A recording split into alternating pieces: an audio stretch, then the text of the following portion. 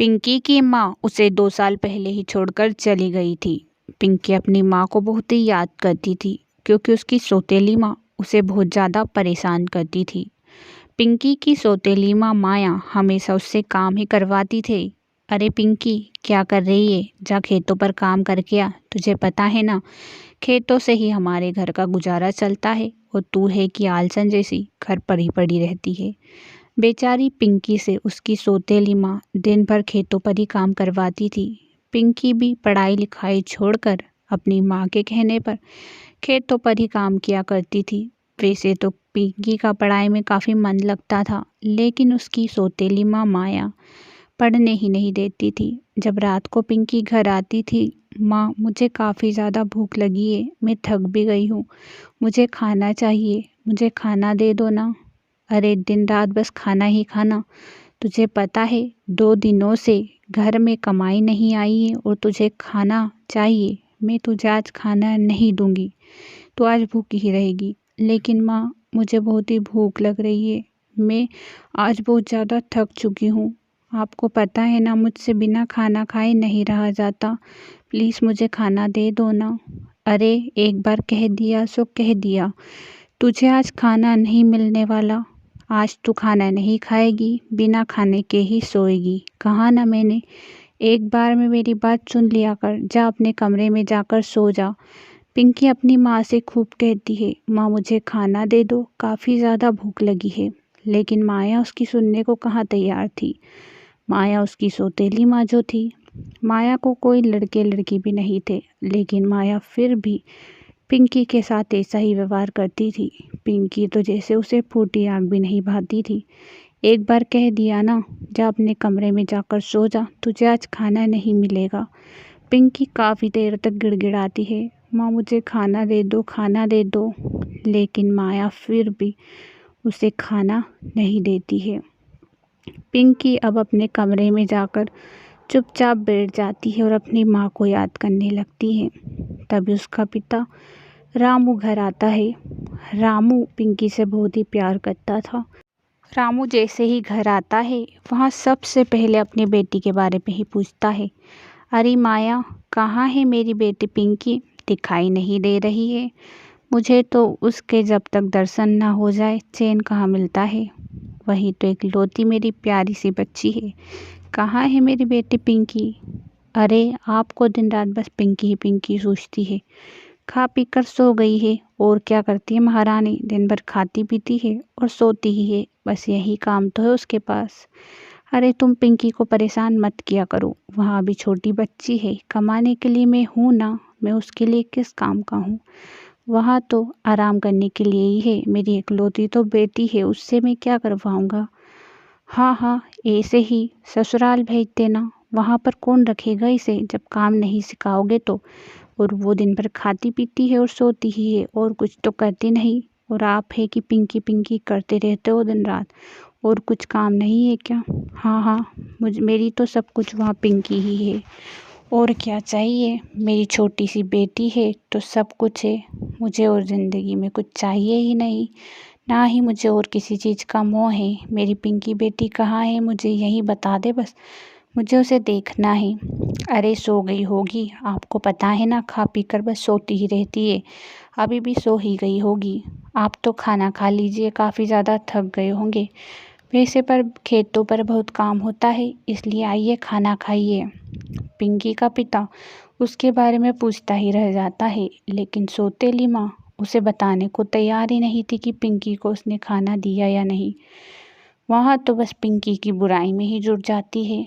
जब देखो जब वहाँ सोती ही रहती है। आपको पता है, अब तो मुझसे जुबान भी लड़ाने लगी है। मैं कुछ काम की कहती हूँ तो मना कर देती है। इधर पिंकी कमरे में बैठी बैठी अपनी सौतेली माँ की बातें सुन रही थी। माँ और कितना झूठ बोलेगी पिताजी के सामने, मेरे बारे में झूठ ही झूठ बोल रही है। एक तो मुझे खाना भी नहीं दिया, मुझे खाने की याद आ रही है और वह रोने लगती है। जब रामू अपने घर के उस तरफ से गुजर रहा होता है तो उसे पिंकी के रोने की आवाज़ आती है, जिससे उसे दाल में कुछ काला नजर आता है। पिंकी ज़ोर ज़ोर से रो रही थी क्योंकि उसे काफ़ी ज़ोर से भूख लगी थी और खाना नहीं दे रही थी उसकी माँ। रामू सोचता है कि आखिर पिंकी क्यों रो रही है। रामू उस वक्त पिंकी के पास नहीं जाता है। वह सोचता है अगर मैं पिंकी के पास जाऊंगा तो रोज़ की तरह झूठ ही बोलेगी कि उसने खाना खा लिया है और वह सिर्फ ऐसे ही रो रही है। मुझे पता लगाना ही होगा कि पिंकी आखिर रोज़ रोती क्यों है। मुझे कल कमरे में छुप जाना चाहिए और खेतों पर नहीं जाना चाहिए ताकि मैं पता लगा सकूं कि पिंकी के साथ हो क्या रहा है, क्योंकि पिंकी मुझे कुछ बताएगी नहीं। वह सिर्फ यही कहती है कि उसे उसकी माँ की याद आती है। दूसरे ही दिन रामू सुबह होते ही कमरे में छुप जाता है ताकि वहाँ पता लगा सके कि उसकी बेटी रोज़ रात को रोती क्यों है। रामू बहुत ही दुखी और उदास था क्योंकि कल रात, हे भगवान, कल मैंने मेरी बेटी को चुप भी नहीं किया। लेकिन क्या फ़ायदा, अगर कल चुप करता तो कोई फ़ायदा तो था नहीं क्योंकि पिंकी मुझे कुछ बताती ही नहीं है। आज मुझे पता करना ही होगा कि पिंकी के साथ हो क्या रहा है। उसी वक्त उसकी सौतेली माँ माया, महारानी कहाँ है? जल्दी बर्तन साफ कर दे और खेतों पर जा। तुझे पता है ना खेतों पर कितना काम पड़ा है। मेरे बदले का काम तू ही करना, मुझसे तो नहीं होता। ठीक है माँ, आप चिंता मत करिए, लेकिन कल का मैंने खाना भी नहीं खाया है। मुझे आज खाना दे दो ना, मुझे काफ़ी ज़्यादा ज़ोर से भूख लगी है माँ, मुझे खाना दे दो ना। दिन भर खाना खाना करती है, खाने के अलावा कुछ आता नहीं है क्या तुझे? खाना ही चाहिए बस। खाने को कह दो, आज रात खेतों पर काम करके आ, उसके बाद ही तुझे खाना मिलेगा, वरना तो तुझे मैं आज भी खाना नहीं दूंगी। पिंकी उदास मन से, ठीक है माँ, मैं खेतों पर काम करने जा रही हूँ, लेकिन जब लौटूंगी तो मुझे खाना दे देना, मुझे काफ़ी ज़्यादा ज़ोर से भूख लगी है। हाँ हाँ, दे दूंगी। और तेरे पिता को अगर कुछ बताया है ना तो फिर तेरी खैर नहीं। तुझे पता है ना, तुझे मैं मारूंगी अगर तेरे पिता से कुछ कहा था। तुझे पता है तेरे पिता से तुझे कुछ भी नहीं कहना है, जो भी पूछे सिर्फ कहना है कि मेरी माँ को याद करती हूँ। माँ, मैंने कभी भी पिताजी से आपकी बुराई नहीं की। वो जब भी पूछते हैं मैं सिर्फ उनसे यही कहती हूँ कि मुझे मेरी माँ की याद आती है। मुझे रात को खाने की भूख लगती है माँ, मुझे काफ़ी ज़्यादा भूख लगती है। यहाँ कहकर पिंकी खेतों पर चली जाती है। पिंकी की हालत काफ़ी ज़्यादा नाजुक थी। यहाँ सब जब रामू देख रहा था तो रामू चिल्लाता है, माया, तुम्हारी इसी हरकत की वजह से मुझे तुम पर हमेशा शक रहता था कि तुम पिंकी को अच्छे से नहीं रखती, और आज तो मैंने अपनी आंखों से देख भी लिया। अरे जी आप, लेकिन आप तो खेतों पर गए थे ना, अचानक से आप इस घर में कैसे आ गई? अरे पिंकी को तो मैंने कुछ कहा ही नहीं, वो तो ज़बरदस्ती खेतों पर गई है। आपको पता है मैं तो उससे मना ही करती हूँ खेतों पर जाने को। एक वो है कि खेतों पर जाने की जिद पर अड़ी रहती है। माया, तुम्हें इतनी भी झूठ बोलने की ज़रूरत नहीं है। तुम जितना झूठ बोलती हो ना, उससे दुगना मैं तुम्हें जानता हूँ। तुमने जो किया अच्छा नहीं किया। मुझे लगता है कि अब इस घर में तुम्हारी कोई ज़रूरत नहीं है। जिस ज़रूरत के लिए मैं तुम्हें लाया था वहाँ तो तुम पूरी नहीं कर सकी, क्योंकि पिंकी के लिए मैं तुम्हें लाया था और पिंकी को तो तुमने इस तरह रखा है कि क्या ही बताऊँ। अरे जी, पिंकी से मैंने कुछ कहा ही नहीं। आप सच में गलत सोच रहे हो। मैं तो पिंकी को माँ जैसी रखती हूँ। मेरी बेटी भी कहाँ है? पिंकी ही अब मेरी बेटी है। और आप है कि इस तरह से बात कर रहे हो? मैं इस घर से क्यों जाऊँ जी?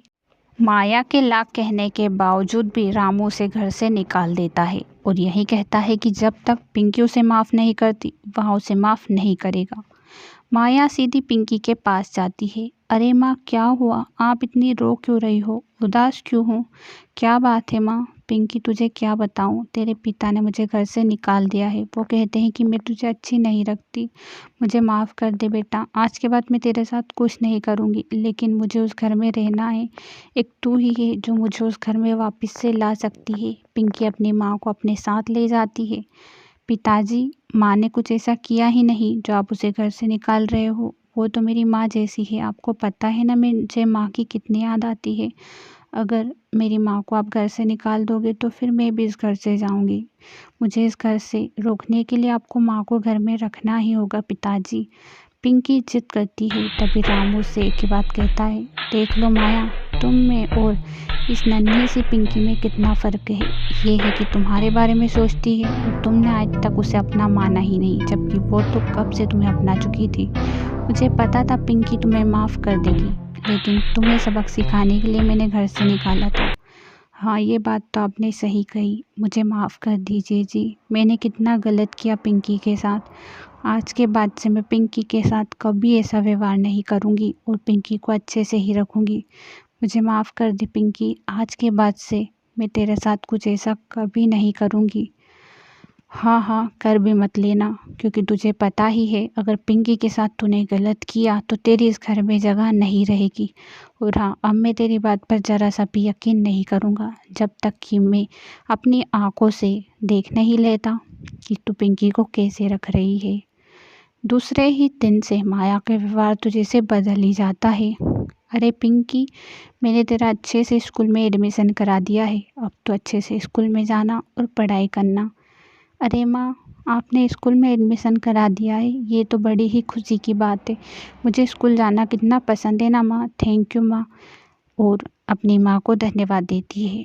पिंकी अब बेहद खुश थी, क्योंकि उसे अब एक माँ मिल चुकी थी जिसकी वहाँ काफ़ी दिनों से तलाश में थी। यहाँ देखकर रामू भी खुश हो जाता है। उसे भी अपनी बेटी को खुश देखकर बड़ी ही खुशी होती है। काफ़ी दिनों से पिंकी उदास रहती थी, लेकिन आज पिंकी बेहद खुश थी। यह सब देखकर रामू भी खुश था और माया भी खुश थी। कहानी पसंद आया तो सब्सक्राइब